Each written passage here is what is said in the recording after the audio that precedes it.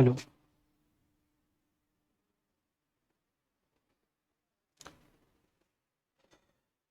शुभ संध्या। परमाणु और अणु के समापन का ये जीजीडी स्पेशल क्वेश्चन आर अब तक पूछे प्रतियोगी परीक्षाओं में पूछे गए सवाल, कुछ संभावित सवाल और उनका विश्लेषण सहित अंतिम प्रस्तुतिकरण, और उसके बाद बचेगा सारा आपका अभ्यास।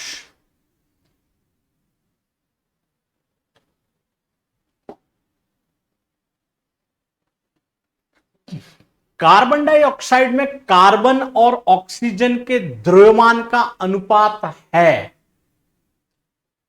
कार्बन डाइऑक्साइड पहले उसे निरूपित कर दें, ये स्थिति है कार्बन डाइऑक्साइड की। अब लीजिए आप, कार्बन कितना 1 और ऑक्सीजन कितना 2, अनुपात क्या हो जाएगा 1:2। कार्बन डाइऑक्साइड में कार्बन और ऑक्सीजन के द्रव्यमान का अनुपात, ये द्रव्यमान नहीं था, ये कार्बन का एक मॉलिक्यूल आया, वो आप एक परमाणु कह दीजिए, और वो ऑक्सीजन का एक मॉलिक्यूल, एक कह दीजिए परमाणु, ऑक्सीजन के 2 परमाणु। सीधा सीधा ये करते हैं, और जब आप ये फाइंड आउट करते हैं ना, तो आपके सामने पहले नंबर पर ही ये लिखा हुआ होता है, इसलिए गलती होने की सबसे बड़ी संभावना वही हो जाती है। सवाल पे वापस आइएगा।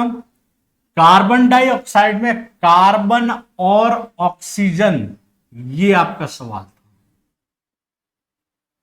कार्बन और ऑक्सीजन का द्रव्यमान, तो कार्बन का द्रव्यमान कितना 6, ऑक्सीजन का द्रव्यमान कितना 16। कार्बन में कार्बन कितना आ रहा है 1, कार्बन डाइऑक्साइड में ऑक्सीजन कितना आ रहा है 2। तो अब ये जो लिखे जाएंगे वो क्या हो जाएगा 6 और ये हो जाएंगे 32। तो इनका अनुपात है ये।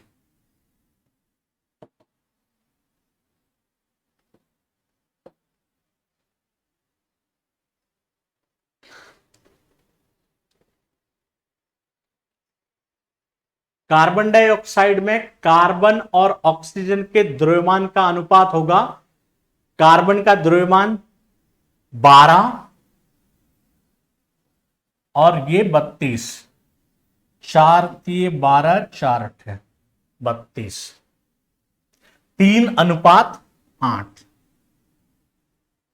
कभी कभी उलझनों को सुलझाते सुलझाते खुद भी उलझनों में फंसने की हमारी आदत होती है, वही वहां निरूपित हो रहा था। कार्बन डाइऑक्साइड है, लिख दी। कार्बन और ऑक्सीजन का अनुपात बताना है, लेकिन ये वाला अनुपात नहीं, द्रव्यमान वाला अनुपात। तो कार्बन का द्रव्यमान कितना 12, कार्बन का द्रव्यमान कितना 12, ये होना चाहिए 12, और ऑक्सीजन का द्रव्यमान कितना 16।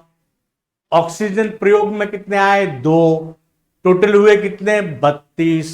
यानी इस एक साधारण से बेहद साधारण सवाल में उलझने के 3 बिंदु जो थे, वो तीनों मैंने करके आपको बता दिए। हम पहली गलती ये कर सकते हैं जो नहीं करनी है, हम दूसरी गलती ये कर सकते थे जो नहीं करनी है। जहां कार्बन 6 लिख दिया, कार्बन याद रखिएगा, द्रव्यमान शब्द आते ही कार्बन के लिए रुक जाना, क्योंकि कार्बन इतना हैबिचुअल हो चुका है कि कार्बन 6 लिखने की हमारी आदत बैठ गई है। कार्बन द्रव्यमान में 12 होगा और 16 के 2 हैं, इसलिए ये 32 हो जाएंगे। तो पहले का फाइंड आउट अपन कर चुके हैं।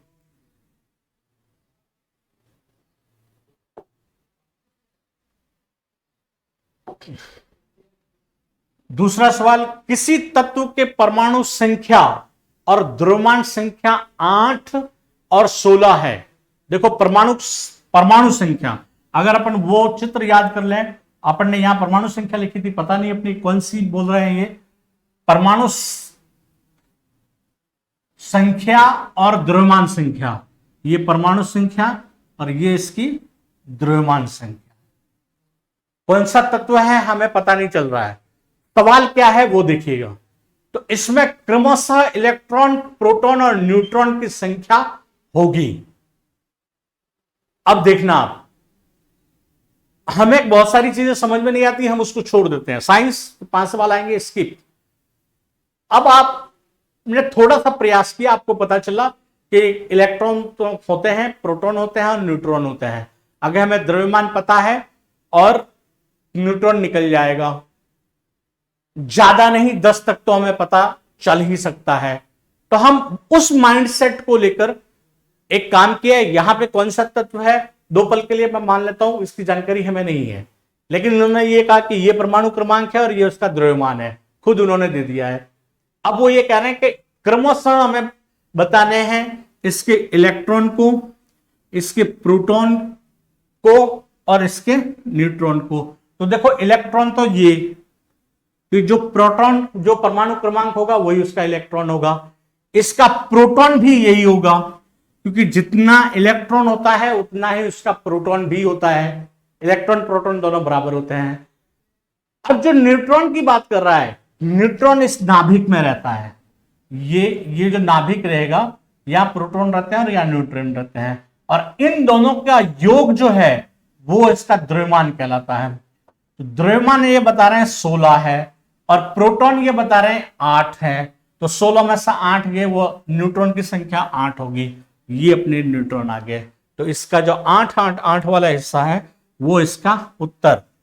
टिक मार्क कर रहा हूं मैं, ये टिक, और एक नहीं 3 टिक करूंगा।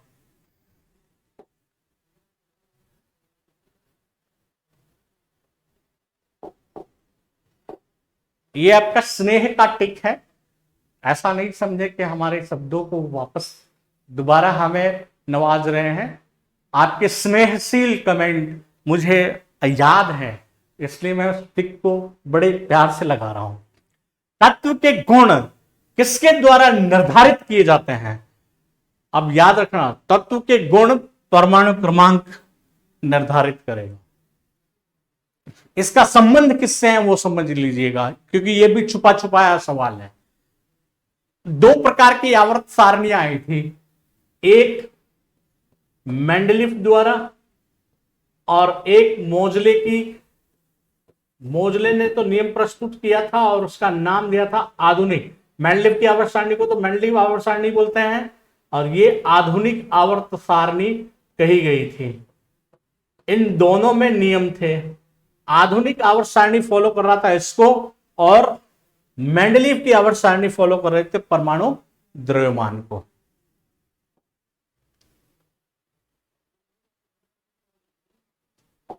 फिर आइए आप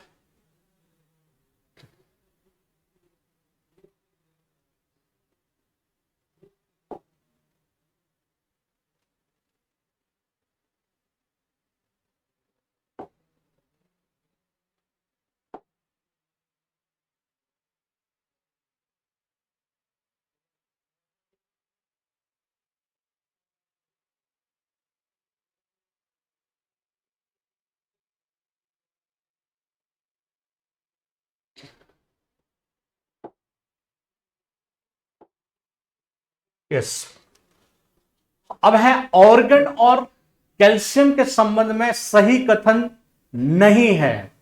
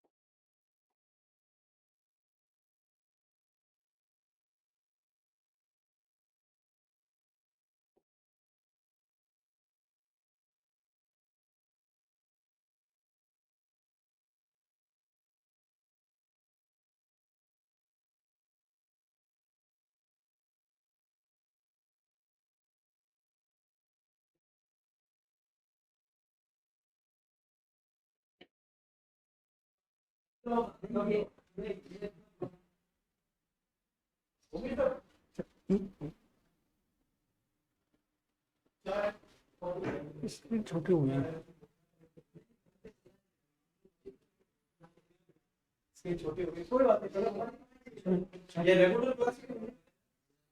रेगुलर, हाँ हाँ।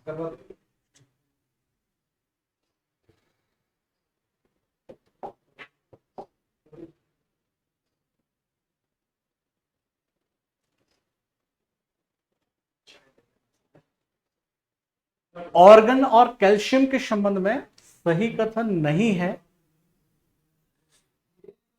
ऑर्गन का परमाणु क्रमांक 18 है और कैल्शियम का परमाणु क्रमांक 40 है। तो ये ऑर्गन 18 और कैल्शियम 40, अगर आपको थोड़ा सा मेमोराइज हो रहा हो तो याद कीजिएगा इसे। ये समभारी के उदाहरण थे। क्यों थे? कैल्शियम 20 समभारी के उदाहरण थे क्योंकि इनके जो द्रव्यमान है वो 40 थे। परमाणु क्रमांक ऑर्गन का 18 है, कैल्शियम का 20 है और दोनों का ही जो परमाणु द्रव्यमान है वो 40 है। तो ऑर्गन और कैल्शियम के संबंध में सही कथन नहीं है। ऑर्गन का परमाणु क्रमांक 18 है और कैल्शियम का 40। दोनों समस्थानिक है, दोनों संभारिक हैं, इनके न्यूक्लियस का मान समान होता है। अब ये तकनीकी छपाई की वजह से ये सवाल आपको तकलीफ में डालने वाला है, अन्यथा ये सिंपल समझ में आ रहा है।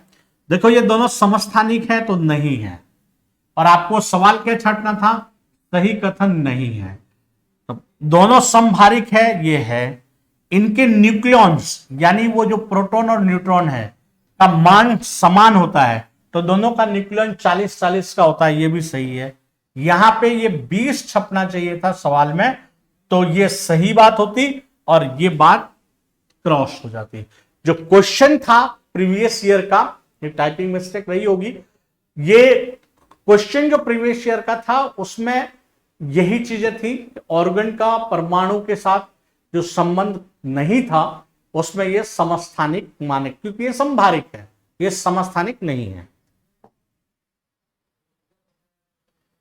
वे परमाणु जिनके बाह्यतम कक्ष में एक एक इलेक्ट्रॉन होते हैं, अब ध्यान रखना ये अति विशिष्ट सवालों में से एक है कि वे परमाणु जिनके बाह्यतम कक्ष में एक एक इलेक्ट्रॉन होते हैं,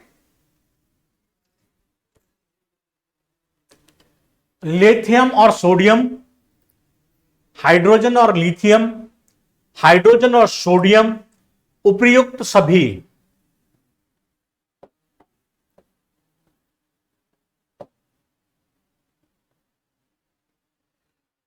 लिथियम पहले देख लेते हैं, फिर है आपका सोडियम, लिथियम 1s2 2f1 यानी दूसरे घर के एक इलेक्ट्रॉन है, अंतिम कोष में बाह्यतम कक्ष में एक है। हाइड्रोजन बाह्यतम मानो इंटरनल मानो उसमें तो 1s1 है, तो एक इलेक्ट्रॉन है ही है, यानी हाइड्रोजन और लिथियम में तो करेक्ट बात है। लिथियम और सोडियम, सोडियम 11 तो 281 का होता है विन्यास, अंतिम कोष में एक इलेक्ट्रॉन है। हाइड्रोजन और सोडियम, तो हाइड्रोजन में है ही है, सोडियम में है ही है, इसका मतलब ये तीनों तो करेक्ट जा रहे हैं, तो उत्तर जो होगा वो आपका ये होगा, उपर्युक्त सभी। क्योंकि इन तीन आपके लिथियम के अंतिम कोष में भी एक इलेक्ट्रॉन हो रहा है, सोडियम के अंतिम कोष में भी एक इलेक्ट्रॉन हो रहा है, और आपका जो लिथियम सोडियम और हाइड्रोजन है इसमें भी अंतिम कोष में एक इलेक्ट्रॉन हो रहा है, तो उपयुक्त सभी इसका आंसर हो जाएगा।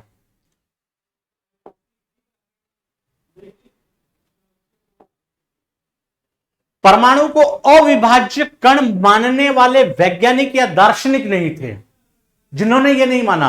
अब आप देखो परमाणु और अणु, अणु परमाणु ये दोनों जो आपने पढ़े हैं ना, एक बार पिक्चराइज कर लीजिए कि अपने शुरू कहां से किया था। महर्षि कणाद उन्होंने कहा कि वो छोटा से छोटा भाग जो आगे विभाजित नहीं होगा, मतलब अविभाज्य और सूक्ष्मतम कण। पाकुदा कात्यायन उन्होंने समर्थन कर दिया।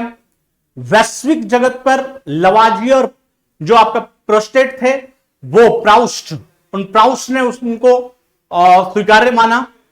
यहां तक कहानी सब एक जैसी थी। डाल्टन ने बखूबी माना कि यह अविभाज्य कण है। स्टार्ट हुआ थॉमसन साहब से।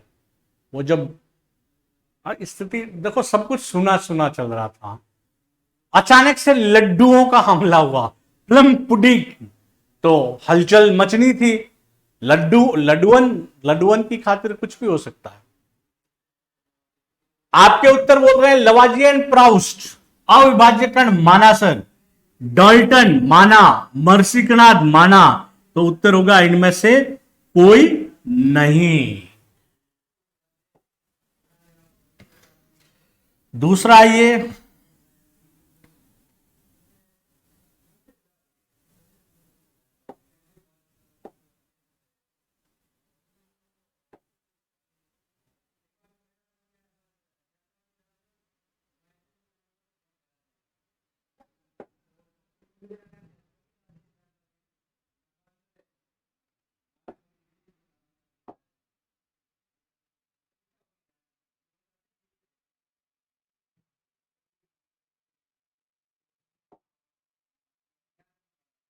निम्न में से किस तत्व के अणु में परमाणुओं की संख्या सबसे ज्यादा होती है?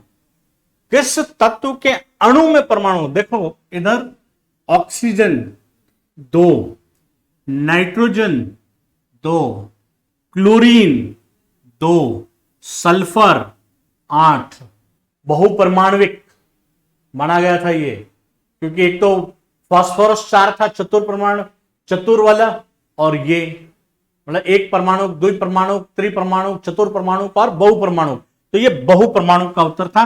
वैसे हम देखते भी इसको कर सकते थे, लेकिन फिर भी आपको और भी क्लियर कर दिया, तो नो डाउट सल्फर। एक आंकिक प्रश्न, बड़ा साधारण सा। NaCl का सूत्र इकाई द्रव्यमान है, और सूत्र इकाई द्रव्यमान में याद रखिएगा ये सोडियम और ये Cl दोनों एक एक, इसलिए दिक्कत नहीं। अब क्लोरीन को 35.5 माना गया है और सोडियम को 23 माना गया है, तो इसका इस दृष्टिकोण से देखें तो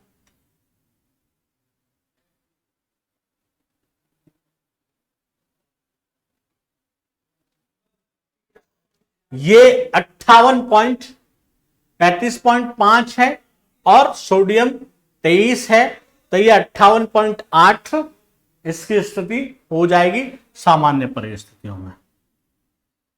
सामान्य परिस्थिति बोल दी है मैंने स्पष्ट रूप से, क्योंकि कई कुछ सूक्ष्मता में जब चले जाते हैं ना, तो ये 35.5 को अंश कम करके और आपका जो सोडियम होता है 23 का भी कुछ अंश बता के वो 58.45 के इर्द गिर्द घूमना शुरू कर देते हैं। 58.8, इसको समझना एक बार वापस। 58.5, अब यही बताना था आपको, क्योंकि अपन क्लिकिंग गलत गए था तो अब एक्सप्लेनेशन भी गलत हो जाता।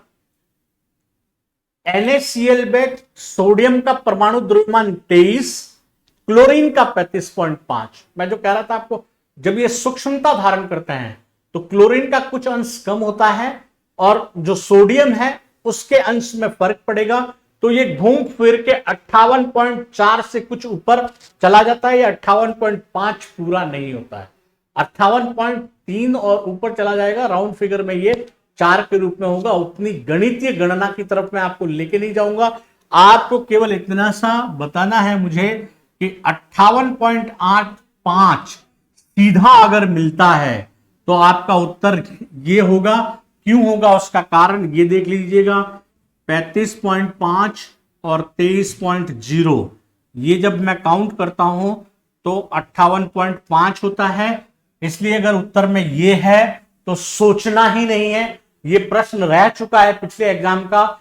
इसलिए पिछले एग्जाम मतलब किसी दूसरे भाग की परीक्षा में पूछा गया है। अगर ये उत्तर है आपके क्रमाक्षर में तब आपको सोचने की जरूरत नहीं है, और यदि नहीं है तो बिना सोचे फिर आपको इसकी तरफ जाना है। 58.4 वो सूक्ष्मतम परिकलना कलन के अनुसार कभी कभार इसको ले लिया जाता है, अन्यथा यह सीधा सीधा उत्तर है। तो कोई कॉम्प्लिसिटी इसमें भी नहीं होनी चाहिए। फर्स्ट ग्रेड कर रहे हैं इसलिए तथ्यात्मक जानकारी आपको मिलनी चाहिए। उत्तर आपका सीधा सीधा ये है, इस बिहाफ पर है।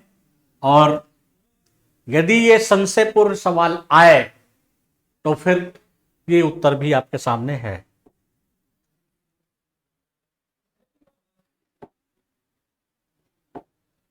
परमाणु का प्लम पुडिंग सिद्धांत देने वाले वैज्ञानिक थे।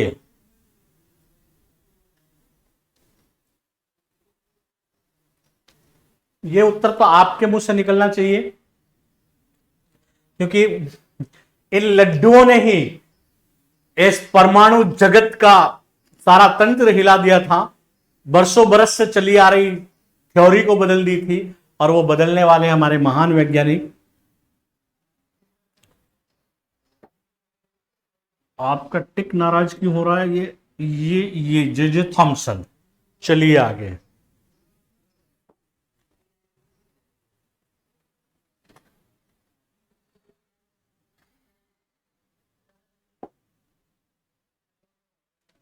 दो या दो से अधिक समान परमाणु जुड़कर बनते हैं। कौन जुड़ रहे हैं? परमाणु। तो ये लवण बनेंगे नहीं, परमाणु से परमाणु होगा नहीं, यौगिक और अणु में से चुनना है। तो पहले आप अणु की तरफ जाएं, क्योंकि दो से दो समान बोल दिया है तो यौगिक की बात भी नहीं होगी। तो ये अणु बनाएंगे।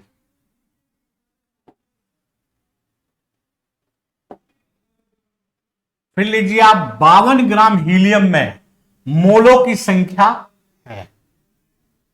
बिल्कुल भी मत उलझना, क्योंकि मोल कंसेप्ट जब अपन ने पढ़ा था तो मुझे, और दोबारा जब उस वीडियो को देखा तो मुझे ऐसा लगा कि जिस फ्लो में आप तक पहुंचना चाहिए था, संभवतः कुछ गुंजाइश वहां रह गई है। जैसे इसको रिपीट करेंगे उस मैराथन क्लास में ये बड़े अच्छे से सामने आ जाएगा। अभी आप इतना समझ लीजिए कि हीलियम का परमाणु क्रमांक क्या? 2, और इसका परमाणु द्रव्यमान क्या? 4। अब कितने ग्राम में यह काम कर रहा है? 52 ग्राम में। तो 52 में सीधे सीधे 4 का भाग दे दीजिए। 52 में 4 का भाग दे दीजिए, ये 13 आ जाएगा, और यही आपका सीधा सीधा आंसर हो जाएगा। 13 मोल। फिर आइए आप, एक और तकनीकी खामी आपको मिली है। प्रश्न का उत्तर अधूरा छपा है। प्रश्न पढ़ लेते हैं हम। आणविक संरचना के बारे में निम्नलिखित में से कौन सा कथन सही नहीं है? न्यूट्रॉन तथा इलेक्ट्रॉन नाभिक में होते हैं। न्यूट्रॉन और इलेक्ट्रॉन तथा प्रोटॉन नाभिक के चारों ओर चक्कर लगाते हैं, ये गलत बात है।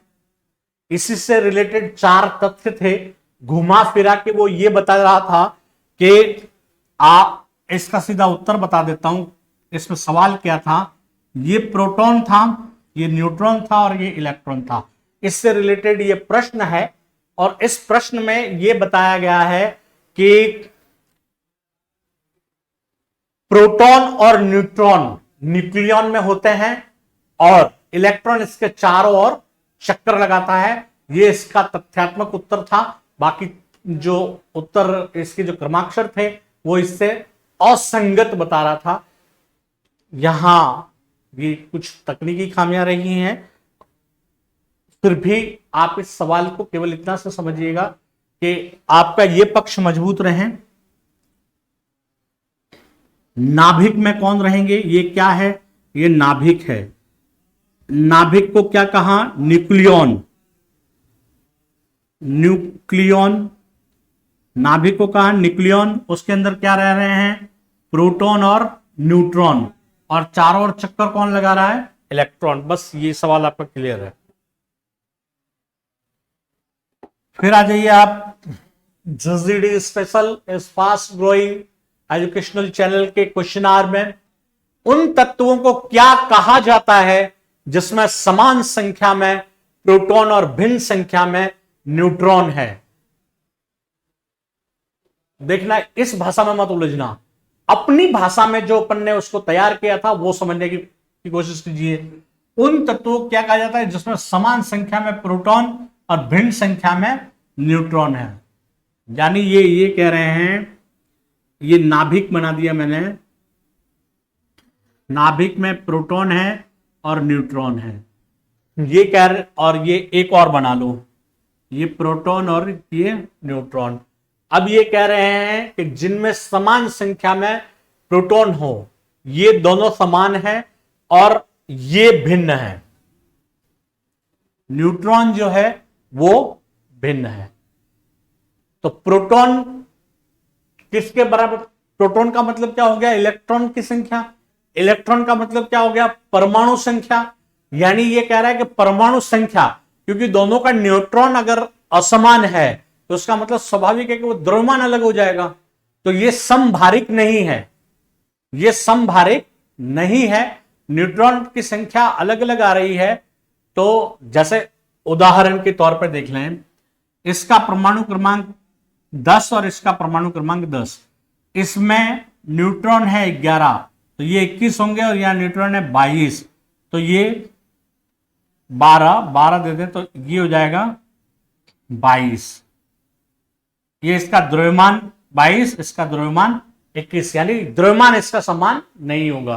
तो इसका समान क्या है, इसका समान है प्रोटॉन यानी इलेक्ट्रॉन यानी परमाणु संख्या इसकी समान है। तो ये समस्थानिक होंगे, क्योंकि अपन ने पढ़ा था जिस समभारिक कौन, जिनकी द्रव्यमान संख्या समान होगी, द्रव्यमान संख्या असमान है तो वो समस्थानिक होगी। नेक्स्ट,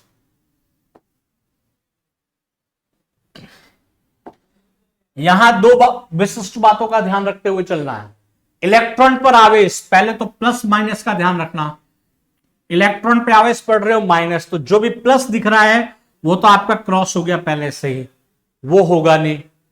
अब 1.6 और 1.9 में से, तो ये आपका आंसर है।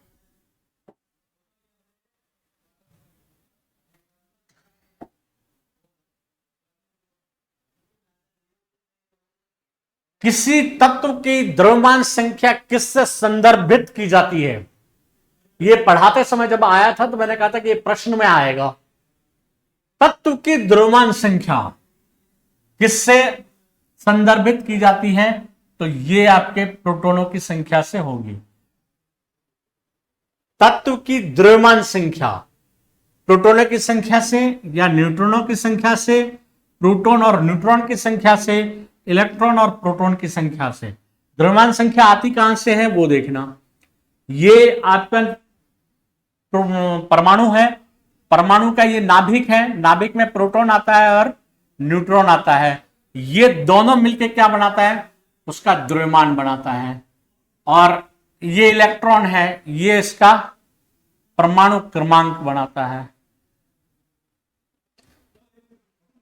परमाणु क्रमांक, और ये द्रव्यमान संख्या। तो प्रोटॉन संदर्भित द्रव्यमान संख्या किससे हो जाएगी? प्रोटॉन और न्यूट्रॉन की, प्रोटॉन और न्यूट्रॉन की संख्या से।